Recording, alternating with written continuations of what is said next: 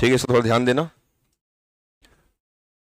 जितने संस्थान यहां पे लिखे हैं सारे संस्थान का उल्लेख यहां पे कर दिया गया है। ठीक है, लाइन से सभी संस्थान हैं। और जैसा अपन बोले थे कि जैसे दो पार्ट है हमारे इस पेपर 7 के पार्ट 3 में। एक पार्ट अभी तक चल रहा था जिसको अपन बोलते हैं मानव संसाधन विकास, है ना। सारी बातें वहीं पर हो रही थी, कैसे मानव संसाधन बनता है, कैसे मानव संसाधन का विकास होता है।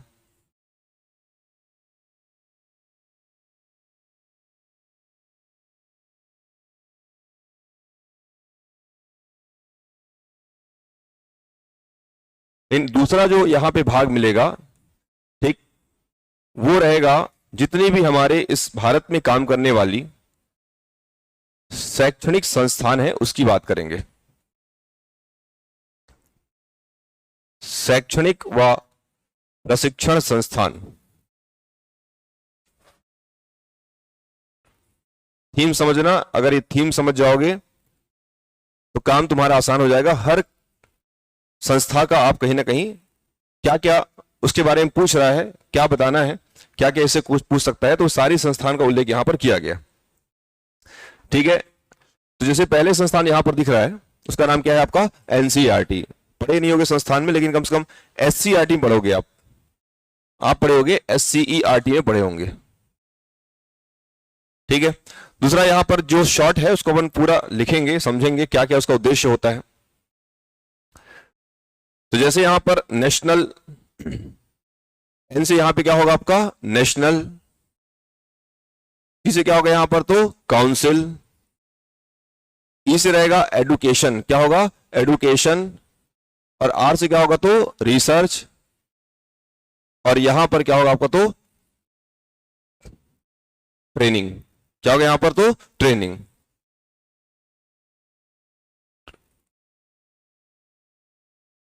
मतलब देखो हर संस्थान में थीम में ही छुपा हुआ है कि यहां पर शिक्षा के क्षेत्र में, रिसर्च के क्षेत्र में, और किसमें आपका तो ट्रेनिंग के क्षेत्र में काम करेगी संस्थान, वही कहलाएगी आपका एनसीईआरटी।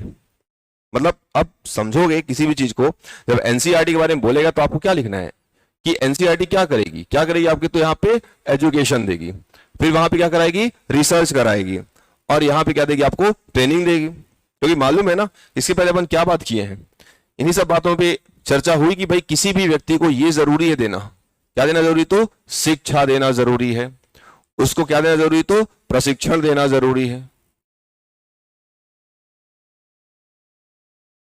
दोनों जरूरी है। और रिसर्च मतलब होता है अनुसंधान, क्या होता है तो अनुसंधान, वो भी करना जरूरी है। बिना अनुसंधान के आप आगे के रास्ते की राह कैसे ढूंढ पाओगे। हर संस्थान का वही उद्देश्य है। हाँ, फर्क सिर्फ इतना है कि उनका क्षेत्र जो है ना काम करने का वो थोड़ा डिफरेंट हो जाता है। जैसे यहां पर है आपका नेशनल काउंसिल, एस से बनता है यहां पे हायर, ई से बनेगा एजुकेशन, और आर से क्या बनेगा आपका तो रिसर्च। मतलब समझ जाओगे कि अब इनको जो एक काउंसिल, काउंसिल मतलब एक प्रकार से परिषद है, एक क्या है यहां पर तो परिषद, ये काम करेगी, किसके लिए काम करेगी, आपका हायर एजुकेशन में क्या करने के लिए, रिसर्च करने के लिए। थीम समझो हर संस्थान का, थीम समझ गए तो संस्थान के बारे में लिख लोगे। आपसे वही पूछेगा एनसीईआरटी के बारे में कितनी बार पूछा जा चुका है, एनसीईआरटी के बारे में क्या के बारे कार्य बताओ, उसका उद्देश्य बताओ, उसकी स्थिति बताओ। ठीक है, फिर हमने यहां पर बोला यूजीसी, इसका नाम है यूनिवर्सिटी ग्रांट कमीशन।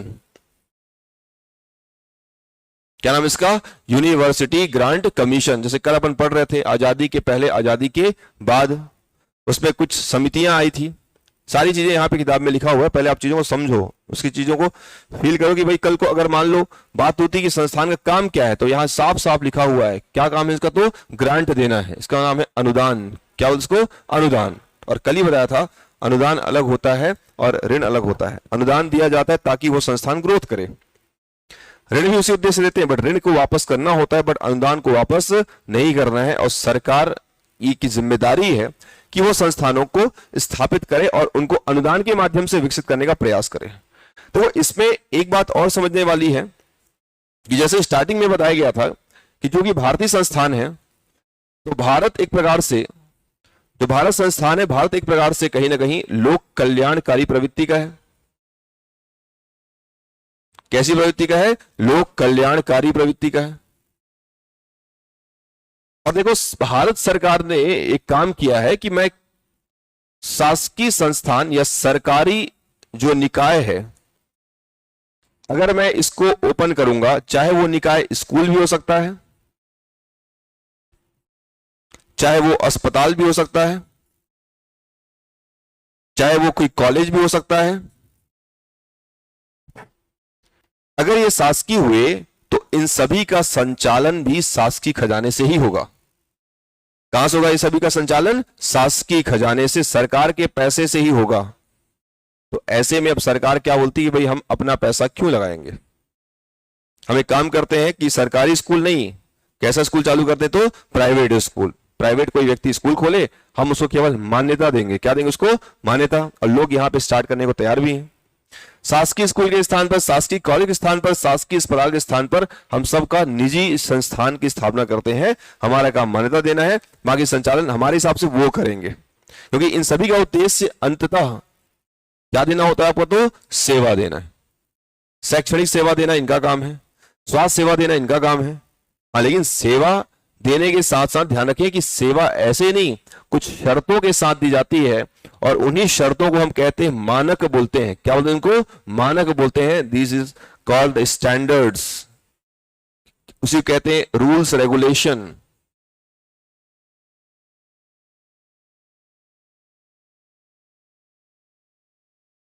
ये सारे शब्द, चाहे शर्तों की बात करें, चाहे मानक की बात करें, चाहे स्टैंडर्ड की बात करें, चाहे रूल्स की बात करें, चाहे किसी बात करें रेगुलेशन की बात करें, ये सारा डिसाइड करेगा गवर्नमेंट, और उनके डिसाइड किए हुए मानक के आधार पर काम करेगी निजी संस्थान, काम करेगी।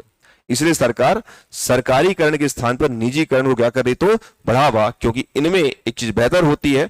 ठीक है, अगर हम देखें शासकीय और प्राइवेट में एक चीज का फासला हो जाता है, वो रहती है, क्या होती है आपकी? तो गुणवत्ता। It's all about the quality, not about the quantity.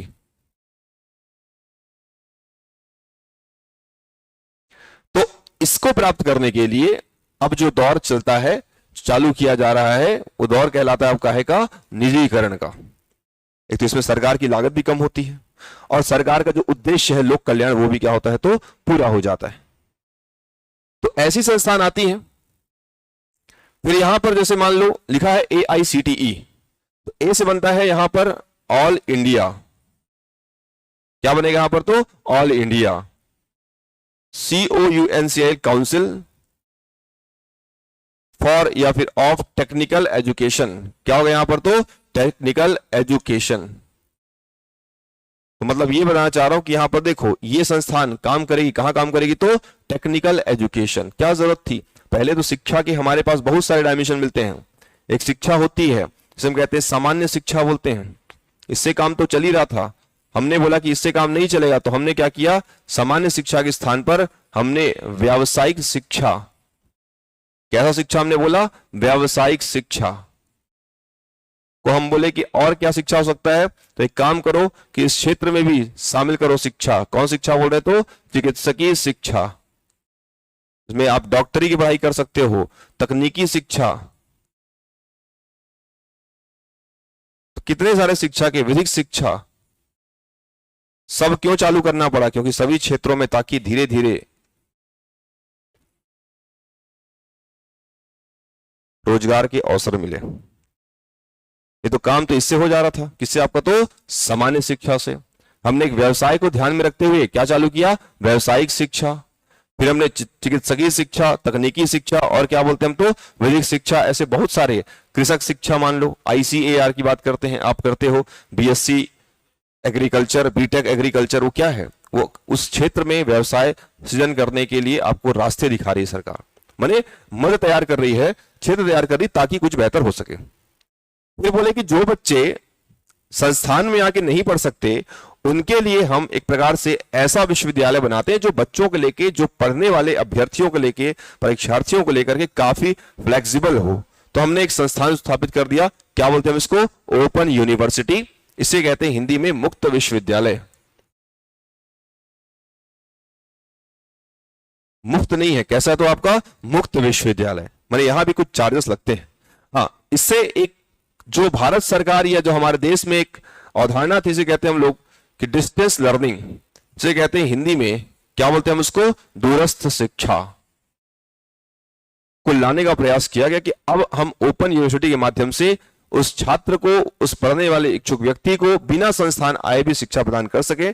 तो ऐसी शिक्षा को हम लोग क्या बोलते हैं, तो दूरस्थ शिक्षा बोलते हैं, डिस्टेंस लर्निंग एजुकेशन। फिर हमने बोला कि ठीक है, इससे काम नहीं होता है या इससे हम और आगे बढ़े, तो हमने NLU की स्थापना की, that is called national law university. क्या कहलाती है, नेशनल लॉ यूनिवर्सिटी। काम तो हो रहा था, फिर भी हमने विधिक क्षेत्र में भी हमने विश्वविद्यालय की स्थापना कर दी। मतलब विधिक क्षेत्र में जागरूकता को स्थापित करने के लिए विधिक जागरूकता की आवश्यकता क्यों पड़ती, क्योंकि आज अगर आपके घर में कोई ऐसा केस हो जाता है तो आपको सीधी सी बात है वकील की आवश्यकता पड़ती है, और वकील सारा केस हमारा लड़ता है, बट हमको जानकारी कुछ होती नहीं, केवल जीत और हार के। ताकि इस विधिक क्षेत्र में, क्योंकि देखो किसी भी सोसाइटी का सबसे प्राइमरी बुनियाद होता है, उसे हम कहते हैं न्याय कहते हैं। और न्याय जब तक नहीं होगा तब तक, जब तक कि आपको न्याय के बारे में क्या नहीं होगी, तो जानकारी। तो इस जानकारी के लिए हमने बोला एक संस्थान स्थापित करते हैं। उसी संस्थान का नाम क्या हो गया आपका, तो NLU, नेशनल लॉ यूनिवर्सिटी, जिससे वकालत के क्षेत्र में बहुत सारे रोजगार मिलते हैं। हमारा बिलासपुर बहुत अच्छा एग्जाम्पल है, हाईकोर्ट यहाँ है, आपको हर गली चौराहे में कहीं आपको अधिवक्ता मिल जाएंगे। फिर हमने बोला कि तकनीक के क्षेत्र में एक बड़ा संस्थान है, केंद्रीय संस्थान है, IIT की बात करते हैं तो IIT से मतलब होता है इंडियन इंस्टीट्यूट ऑफ टेक्नोलॉजी।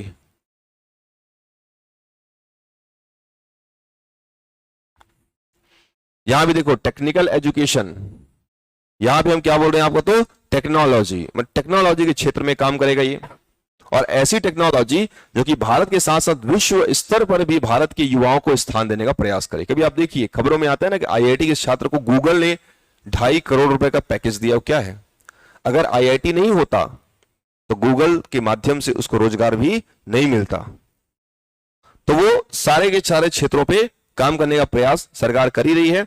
ठीक वैसे ही बोला गया कि प्रबंधन एक ऐसी चीज है जिसका इस्तेमाल हर क्षेत्र में होता है।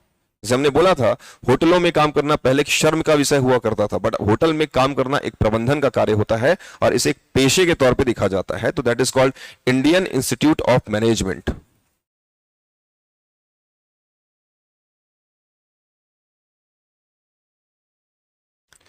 फिर यहां पे लिखा है national institute of technology, national institute of technology, मतलब ये भी किस में काम करता है, तो ये टेक्नोलॉजी के क्षेत्र में काम करता है। ये टेक्नोलॉजी, ये भी टेक्नोलॉजी, ये कौन सा क्षेत्र आपका, तो मैनेजमेंट। फिर हमने बोला ITI, इसका मतलब होता है इंडस्ट्रियल, T से बनता है ट्रेनिंग और I से बनता है इंस्टीट्यूट। मतलब इंडस्ट्री में प्रशिक्षण के लिए एक संस्थान है, ताकि कल को अगर आपको कोई रोजगार ऑफर करे कि चलो BSP में काम करो, आपको, इसलिए आप कभी सुनते होंगे ना अप्रेंटिसशिप, कभी सुने आप अप्रेंटिसशिप, मतलब कि इसमें रेलवे में अप्रेंटिसशिप कर रहा हूं, मैं इस कंपनी में क्या कर रहा हूं, तो अप्रेंटिसशिप कर रहा हूं। तो भाई वो क्या होता है, कहीं ना कहीं इसी के माध्यम से, ITI के माध्यम से उसको ट्रेनिंग दिया जाता है ताकि वो एक अच्छे रोजगार के लायक वो बन सके। फिर यहां पर देखो ऐसा नहीं कि केवल छात्रों की व्यवस्था है, हमने टीचरों को भी पढ़ाने के लिए व्यवस्था कर रखा है। तो यहां पर होता है national council of teacher education, मतलब टीचरों की शिक्षा के लिए एक संस्थान काम करती है, उसका नाम क्या है, तो NCTE। तो मैंने बोला ना, जब तक शिक्षक खुद नहीं प्रशिक्षित होगा तब तक वो शिक्षा क्या देगा। तो उनके प्रशिक्षण की व्यवस्था भी सरकार कर रखी है। और थोड़ा सा हम इसको विस्तार देते हैं, और ये भी आपका नेशनल होगा, ठीक है, C से बनेगा आपका काउंसिल होगा, और फिर यहां पर होगा V से बनता है वोकेशनल। क्या होता है आपका, तो वोकेशनल,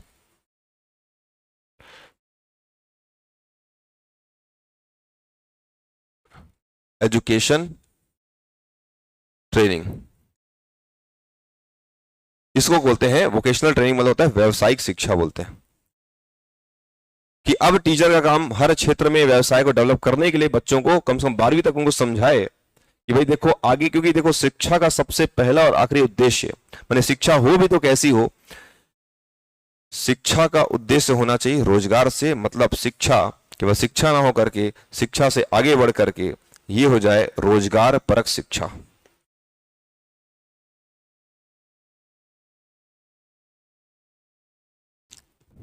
तो बिना रोजगार के शिक्षा का महत्व तो अब नहीं है कि शिक्षा का पहला और अंतिम उद्देश्य भी क्या होना चाहिए आपका, तो रोजगार होना चाहिए। पढ़ लिख के अगर आप खाली बैठे हैं मतलब कहीं ना कहीं आप इस वर्ग में आते हैं।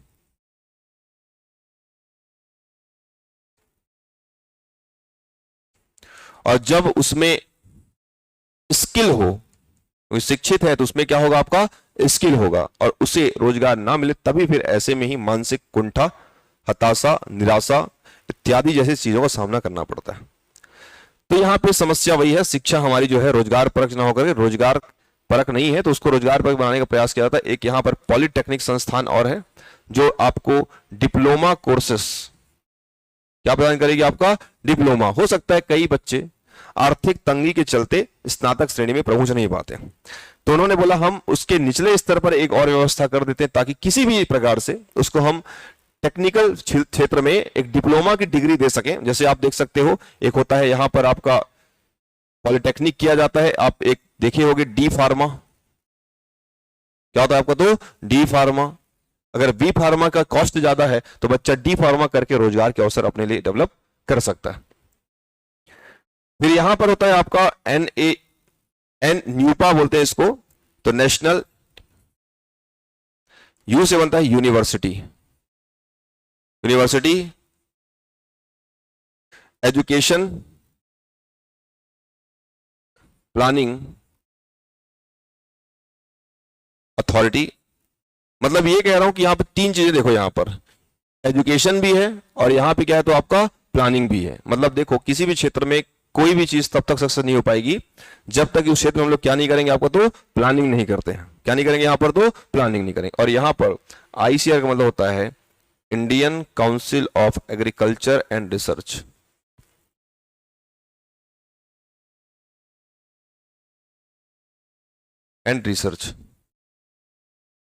तो भाई क्या जरूरत थी एग्रीकल्चर में इतना रिसर्च करने की, बिना एग्रीकल्चर में रिसर्च किए कैसे आप कुछ कर पाते। तो उस कैसे के सवाल को हमने बोला कि अगर कृषि एक परंपरागत तरीके से होती तो कृषि उस देश के लिए, अगर मान लो कृषि का जो तरीका है अगर वो परंपरागत हो, कैसा हो, तो परंपरागत। परंपरागत मतलब वही है बैलों से की जाने वाली खेती, ठीक है, तकनीक से दूर वाली खेती। तो हम परंपरागत से आगे चल करके अगर हम इसको नहीं बदलेंगे, किसमें नहीं बदलेंगे, तो आधुनिक कृषि में, तो कैसे विकास हो पाएगा। और कृषि जो अर्थव्यवस्था का आधार बन जाती वो अर्थव्यवस्था पर बोझ बन जाएगी। बट परंपरागत से इसमें बदलने के लिए हमको क्या चाहिए, हमको इस बीच में चाहिए होता है, उस क्षेत्र में क्या चाहिए होता है, तो अनुसंधान।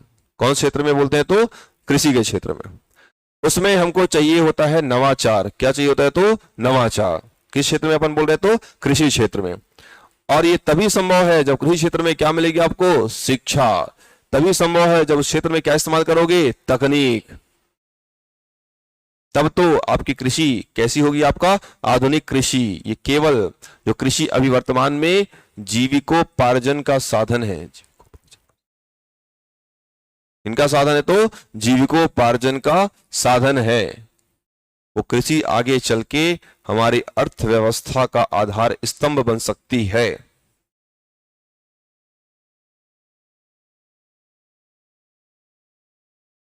स्तंभ बन जाएगी, लेकिन उसके लिए आपको वो सब करना पड़ेगा।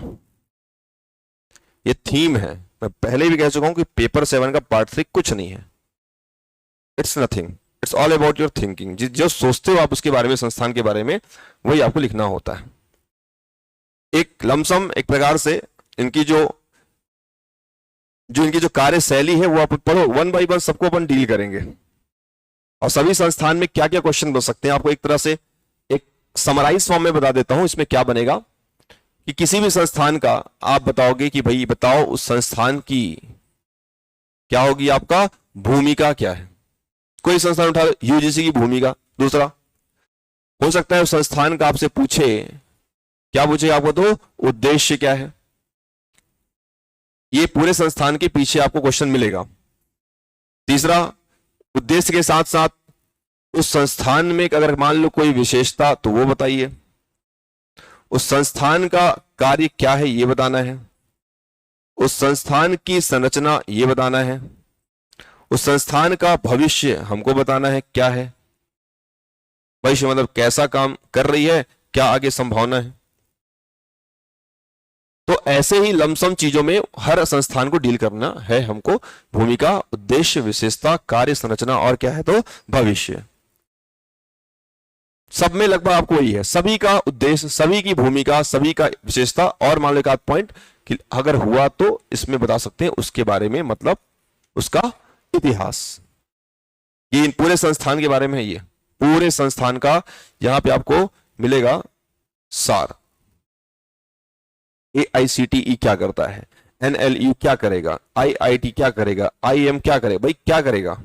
सबका काम है, सबका काम है पहला चीज, फिर वही बोलूंगा, शिक्षा प्रदान करना या शिक्षा की बुनियाद तैयार करना। क्योंकि देखो क्वेश्चन तो 2 ही 3 आएंगे यहां से, कोई एक संस्थान आएगा और इसी शिक्षा की बुनियाद को तैयार करके हमको विकास कराना है प्रत्येक वर्ग का।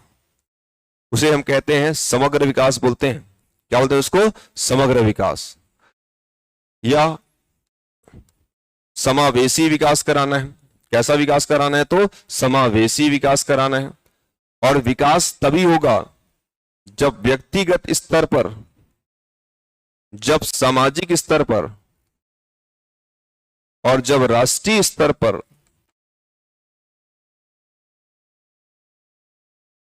विकास हो पाए। मैंने ये मान लो कि पहली शुरुआत कहां से होगी आपका? तो शिक्षा। इसके बिना किसी क्षेत्र में आप कुछ भी नहीं कर सकते।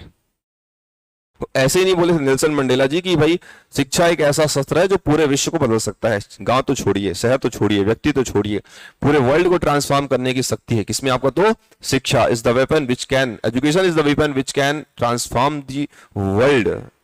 ऐसी बात कहे थे कौन? Nelson Mandela. तो कुछ तो रहा तब तो बोले थे। और उन्होंने ये सारी बातों को यहां पे समझाया कि सबका उद्देश्य वही है कि प्रत्येक क्षेत्र में उस क्षेत्र में जिस क्षेत्र में संस्थान काम करता है उस क्षेत्र में क्या कर दो? उनका विकास कर दो। लगभग हर संस्थान में आपको यही लिखना है। ठीक है, अपन लिखेंगे तो आपको ये समझ में भी आ भी जाएंगी, ऐसा नहीं है। लेकिन फिर भी आपको मैं पहले ही बता रहा हूं संस्थान लिखने से पहले कि हाँ इस संस्थान के अंदर क्या क्या चीजें होंगी। अब जैसे मैं एग्जाम्पल उठाता हूं NCERT। क्या संस्थान लिखा है आपका? तो NCERT। अब मेरे से पूछा गया बताओ NCERT क्या? बिना पढ़े बिना सोचे हमारे मन में क्या आएगा? NCERT की बात कर रहे हैं। तो मैंने कहा ना इसका नाम एजुकेशन, इसका नाम रिसर्च, इसका नाम क्या है? तो ट्रेनिंग। और NCERT काम करता है फर्स्ट लेकर के कहां तक काम करता है? तो 12th तक काम करता है। मतलब ये काम करेगा कहां के लिए? काम करेगा स्कूली शिक्षा के लिए। कहां के लिए काम करेगा? स्कूली शिक्षा। तुम नहीं चाहोगे फिर भी तुमको बात करना पड़ेगा किसके बारे में? तो शिक्षा के बारे में। स्कूली शिक्षा में काम करता है। तो स्कूली शिक्षा में ये क्या क्या काम करेगा भाई? जब तक ये डिसाइड नहीं करेगा क्या पाठ्यक्रम, तो पढ़ाओगे क्या? ये जब तक आपको पढ़ने के लिए संसाधन उपलब्ध नहीं कराएगा तो कैसे पढ़ पाओगे? तो संसाधन उपलब्ध कराना, ये सारा कुछ आप भी स्कूल में किए होगे। जैसे एक्सपेरिमेंटल सेटअप आना, प्रयोगशाला गए हो एक आध बार, ठीक है, तो वो संसाधन ही कहलाते हैं। साथ में अगर आपको किताबें उपलब्ध ना कराएं उसको हम बोलते हैं शैक्षणिक किट। क्या बोलते हैं इसको? शैक्षणिक किट। फिर यहां पर स्कूलों को पैसा मतलब वित्त प्रदान करना। क्या प्रदान करना? वित्त प्रदान करना। चलेंगे कैसी स्कूलें? फिर स्कूलों के लिए डिसाइड करना, मानक का निर्धारण। किसका डिसाइड करना? तो मानक का निर्धारण। ये तो मैं कैसे केवल मन से लिख रहे हैं अपन, आप इसको मन से लिखो आपको पॉइंट मिलना चालू होगा। सारा खेल मन का है।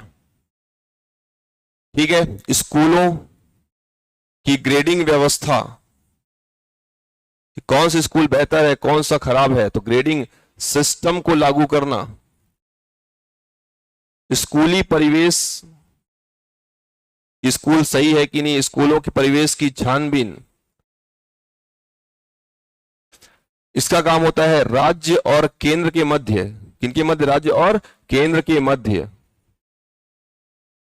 कोऑर्डिनेट करना, मतलब इसे बोलते हैं समन्वय। क्या बोलते हैं उसको? समन्वय। जोड़ के रखती है ये कि भारत को अंतरराष्ट्रीय मंच पर,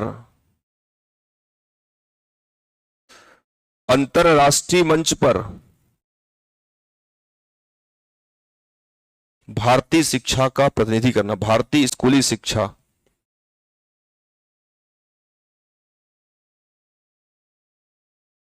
का प्रतिनिधित्व करना। मतलब ये एक तरह से मैं केवल ढांचा बता रहा हूं, कुछ नहीं। कि जब वर्ल्ड वाइड चीजें एक तरह से बैठती हैं एक मंच पर, तो बोलते हैं ना कि हमारे यहां से कौन जाएगा, तो कौन जाएगा हमारे यहां से?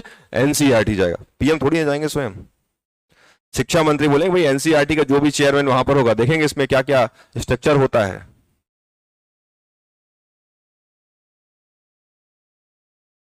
ठीक है, यहां लिखा है, देखिए यहां भी क्या लिखा है आपका? संरचना, कौन अध्यक्ष होगा, क्या होगा, वो सब बातें वहां पर।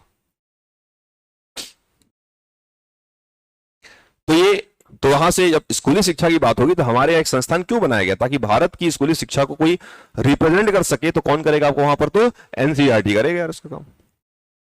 और मन कर रहा है लिखने का कि भाई शिक्षा के क्षेत्र में, तो लिख लो यहां पे शिक्षा के क्षेत्र में, क्षेत्र में रिसर्च, मतलब क्या बोलते हैं इसको? अनुसंधान करना।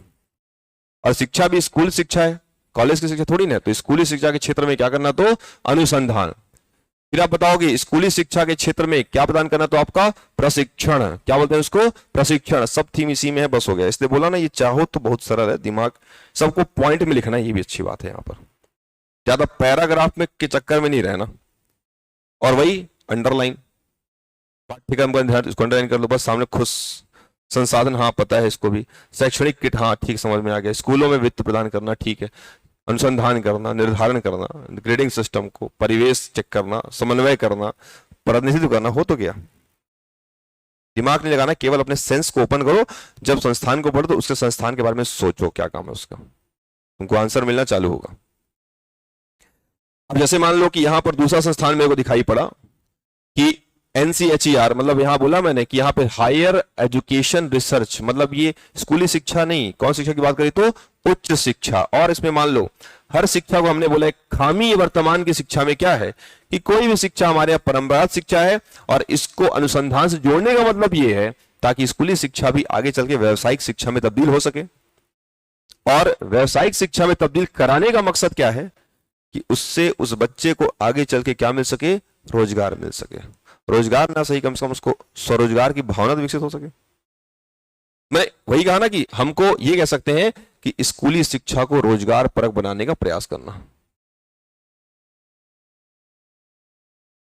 को रोजगार परक बनाना।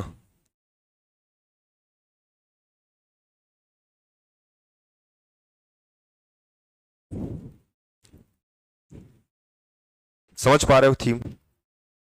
दिमाग में सब आता है। फिर से वही बोलूंगा, समस्या केवल आती है लिखने में। लिखावट अभी जैसे आज लिखे होगे तो समझ में हल्का सा आया होगा कि यार नहीं बन रहा है, क्या लिखूं? तो इतना जल्दी नहीं आएगा। सोच तो सब लोगे, लेकिन उसको लिखना है, और लिखना भी कहीं ना कहीं लिखने की अपनी एक कला होती है। तो थोड़ा धीरे से आएगा वो चीजें। जैसे मैं कह रहा हूं ऐसा होगा तो आप बोलते हो होगा, बट बेहतर ये होगा कि आप मेरे कहने से पहले अगर दिमाग में पूरा ढांचा बना लिए कि हाँ ऐसा ऐसा हो सकता है, अब देखते हैं क्या चीजें मैच कर रही कि नहीं मैच कर रही। अगर मैच करें तो ठीक है। फिर अब ऐसा नहीं कि हर संस्थान में सब चीज अच्छा ही अच्छा है। कई संस्थान में हमको कमियां देखने को मिलती है। फॉर एग्जाम्पल एनसीईआरटी की बात करते हैं। जब इन्होंने ये डिसाइड किया, क्या डिसाइड किया उन्होंने? पाठ्यक्रम। अब जैसे आप देखते हैं ना कि अब एनसीईआरटी में इनके बारे में पढ़ने को मिलेगा, पेपर में आता भी है। और एनसीईआरटी में जैसे हिस्ट्री भी है, पॉलिटी भी है, राजनीति इतिहास की बात कर रहे हैं, भूगोल भी है। हो सकता है हिस्ट्री के कुछ पार्ट को लेके ऐसा दर्शाए, क्योंकि भाई बच्चे को तो यही पढ़ना होता है। क्या पढ़ना होता है उसको? पाठ्यक्रम पढ़ना होता है, सिलेबाई पढ़ना होता है। And syllabi that helps to prepare the mental status of student, कि हाँ भाई क्या होता है हमारे भारत के इतिहास के बारे में। वो जो समझेगा, जो जानेगा, उसके हिसाब से आगे वो चीजों को रिएक्ट करेगा। तो अगर ये बेहतर नहीं होगा तो बच्चे का मेंटल जो स्टेटस है वो भी क्या होगा, वो तो खराब हो जाएगा। तो इसके लिए बोला कि इसमें सुधार की जरूरत है। अब मध्यकालीन इतिहास में भी सुधार करने की बात कही कि मध्यकालीन इतिहास में हमने केवल और केवल इस्लामिक शक्तियों के बारे में क्या किया है, तो उल्लेख कर दिया। और बोले कि जो भारत का इतिहास है तो उसमें भारतीय लोगों के बारे में बताइए, राजपूत के बारे में बताइए। तो इस पर भी विवाद हुआ था कि कई हमारे जो मेन राजनेता थे उनकी विचारधारा को यहां व्यक्त नहीं किया गया है, एक तरफा गांधीवादी कर दिया गया है। उसमें भी अब विवाद चल रहा है कि सिलेबस को बदला जाए और कुछ ऐसे कैरेक्टर को भी इसमें शामिल किया जाए जिसके बारे में बच्चे को जानना जरूरी है, ताकि उसका जो मानसिकता है वो एक तरफा ना होकर के चौतरफा रहे, ताकि वो हर दिशा में सोचने के लिए क्या हो सके, सक्षम हो सके। क्योंकि पाठ्यक्रम बनाया ही जाता है ताकि उसके हिसाब से बच्चे का रूपरेखा प्रैक्टिकल फॉर्म में चाहे थ्योरेटिकल फॉर्म में तैयार हो, इस पे ध्यान देते हैं। और संसाधन की उपलब्धता देखो, हमारे भारत सरकार में बहुत हर जगह पे एक समय ऐसा आया था कि जब स्टेट गवर्नमेंट ऑफ छत्तीसगढ़ में बात हुई थी कि क्या राज्य में एनसीईआरटी लागू करना है, उस समय इसी किल्लत थी, इसकी आपकी तो संसाधन और किसकी, शैक्षणिक किट की। तो आधे से अधिक ग्रामीण अंचल के बच्चे इस एनसीईआरटी की शिक्षा पद्धति से वंचित रह गए। और भारत में सबसे बेस्ट अगर कोई शिक्षा पद्धति है वर्तमान में तो कौन सी, आपकी तो एनसीईआरटी। बड़ी बड़ी परीक्षाओं में इसको रेकमेंड करते हैं, read the NCERT books. Why they not prefer the SCERT, because SCERT में चीजें एससीईआरटी की बेस पर होती है, स्टेट बेस पर होती हैं, और एनसीईआरटी में आपका नेशनल बेस पर होती है। तो उस समय इसका अभाव था। जब हमारे राज्य में 2003-4 के पश्चात जब बोला गया कि सभी स्कूलों में एनसीईआरटी लागू कर दें, कहने बस से चीजें नहीं होती, उसके लिए संसाधन उपलब्ध कराना होता है। तो ये इसका रिस्पॉन्सिबिलिटी है कि स्कूलों में उस समय किताबें नहीं थी, क्या नहीं थी, संसाधन नहीं था, शैक्षणिक किट नहीं थे, टीचर थे बट टीचर प्रशिक्षित नहीं थे, जिनसे एससीईआरटी नहीं पढ़ाया जाता, एनसीईआरटी क्या पढ़ाएंगे। तो ये सारी समस्याएं, इन सारे की व्यवस्था करना किनका काम होता है, आपका तो एनसीईआरटी। स्कूली शिक्षा को बेहतर बनाना, उनका फ्रेम रेडी करना, ये सारा काम किसका होता है, आपका तो एनसीईआरटी का होता है। अब इसी के बारे में हमको लिखना होता है, सिंपल, ठीक है। तो ये एक तरह से ढांचा है, सभी में आपको लगभग चीजों को ऐसे ही घुमा के चलना है। आज मैं बात किया हूं एनसीईआरटी की बात किया हूं, आगे और संस्थान की बात करूंगा। जैसे कि मान लो हमारे पास यूजीसी है, कभी कभी देखना आपकी कॉलेज में यूजीसी विजिट में आती है। क्यों आती है? उसने आपको फोकट में क्या दिया, आपको तो ग्रांट दिया है। वो देखने आते कि आप उस ग्रांट का क्या कर रहे हो, क्या वहां पर उस संस्थान के अंदर, अगर हम बात करते हैं किसी भी कॉलेज की बात करें, किसी भी कॉलेज की बात करें, कॉलेज की व्यवस्था, फिर वही बात, कॉलेज की व्यवस्था बेहतर कैसे होगी? आप जिस कॉलेज में पढ़ते हो या पढ़ रहे होगे या पढ़ चुके होगे, उसकी व्यवस्था अच्छी तब होगी जब उस कॉलेज की क्या बेहतर होगी, आपका तो संरचना, ठीक है। जब उस कॉलेज में वहां का क्या बेहतर होगा, आपका परिवेश। जब वहां पर क्या उपलब्ध होंगे, आपके तो शिक्षक। जब वहां का ये जो फीस स्ट्रक्चर है, फीस स्ट्रक्चर की बात करते हैं, जब वो सही होगा तब, और क्या वो यूजीसी के मानक फॉलो करता है या फिर नहीं, सारा कुछ चेक करने के लिए फिर यूजीसी आती है, फिर आपको ग्रेड देती, क्या देती है, आपकी तो ग्रेड देती, भाई ये ग्रेड है, कैसा ग्रेड है वो। मतलब एक तरह से कह सकते हैं कि वो आती है, क्या करने आती है, आपके तो निरीक्षण करने आती है। वो क्या करने आती है, आपका तो सर्वेक्षण करने आती है। वो क्या करने आती है, आपका यहां पर पर्यवेक्षण करने आती है। लेकिन बात अलग है कि उसके आने से पहले सारी साफ सफाई हो जाती है, ठीक। ये भी गलत बात नहीं है कि जानकारी पहले मिलती कि यूजीसी की टीम आ रही है, तैयार रहो, तो उस दिन सारे टीचर एकदम नहा धो के आते हैं, बढ़िया। क्या दिल्ली से लोग आ रहे हैं, सारे फूल ताजे ताजे, मैंने पूरा परिवेश चकाचक। तो फिर वही बात है, 4 दिन की चांदनी फिर अंधेरी रात, तो फिर वही, तो इसका इफेक्ट पड़ता है कहीं ना कहीं संस्थान के रेपुटेशन पर। आप भी देखते हो कि आप खुद कहते हो ना कि ये कॉलेज बेहतर है, क्यों कहते हो, वहां सारी चीजें बेहतर होती, तब कहते हो कि नहीं वहां के टीचर अच्छे हैं, परिवेश अच्छा है, संरचना अच्छी है, ठीक है, वहां का ये सही है, वहां का ये सही है, तब तो कहते हो ना कॉलेज अच्छा है या फिर बुरा है। तो उसके लिए आपको यूजीसी ने दिया है, ग्रांट दिया है। तो भाई वो काम ऐसे नहीं होगा, उसको अपन धीरे से पढ़ेंगे कि संस्थान को कैसे लाया गया, उसका भी अपना इतिहास है। एकदम सिंपल स्टोरी है हर संस्थान की, कुछ खास नहीं है। और लिखने के लिए बस कह रहा हूं कि हर चीज में अपने को ढांचा बनाने आना चाहिए। जैसे आप कॉपी लिखे हो, समझ में आए कैसे लिखे हो। और लिखते समय एक चीज और ध्यान रखना, आप जब लिखोगे, मॉर्निंग वाले बैच में दिक्कत क्या हुई है कि उन्होंने इतना सारा लिख दिया है कि सब कुछ चेक करने वाले को दिमाग लगाना पड़ रहा, लिखा क्या है इसने। एकदम सरल और स्पष्ट भाषा में लिखो, बार बार कह रहा हूं। ये नहीं होगा, सामने वाला आपको कॉपी चेक नहीं होगा, नहीं करेगा। साफ नहीं लिख सकते, कम सुंदर नहीं लिख पाओगे, साफ सुथरा तो लिखो। हर किसी की राइटिंग अच्छी होगी जरूरी नहीं है। इसलिए मैं कह रहा हूं कम से कम अपने विचारों को जब लिख रहे हो ना, तो वहां पे तुम नहीं हो, तुम्हारी लिखावट है। तुम क्या कहना चाहते हो लाइंस में समझ में आएगा। और अंडरलाइन करने की आदत डालो उसमें, ताकि कीवर्ड्स पे ही फोकस हो और तुम्हारे आंसर का वैल्यूएशन हो जाए। और सामान्य शब्दों का इस्तेमाल करना, कोई एकदम से बड़ा बड़ा एकदम हैवी शब्द फेंकना नहीं है अपने को। अपन यूपीएससी नहीं, अपन सीजीपीएससी लिख रहे हैं। सस्ते शब्दों से भी काम हो जाता है, बशर्ते शब्दों का संकलन और शब्दों का जो चयन सही होगा तो। ठीक है, और ये स्लो प्रोसेस है, पहले कह दिया हूं, एक दिन में नहीं आएगा। वो देखते हैं कॉपी में कैसा लिखे हो, तो इसके अपन आगे बात करेंगे कल। इसको नोट डाउन कर लो, तो इसी ढांचे पे काम करना है। और जिनको किताबें मिली, जरूर किताबें पढ़ने की हैबिट डालो।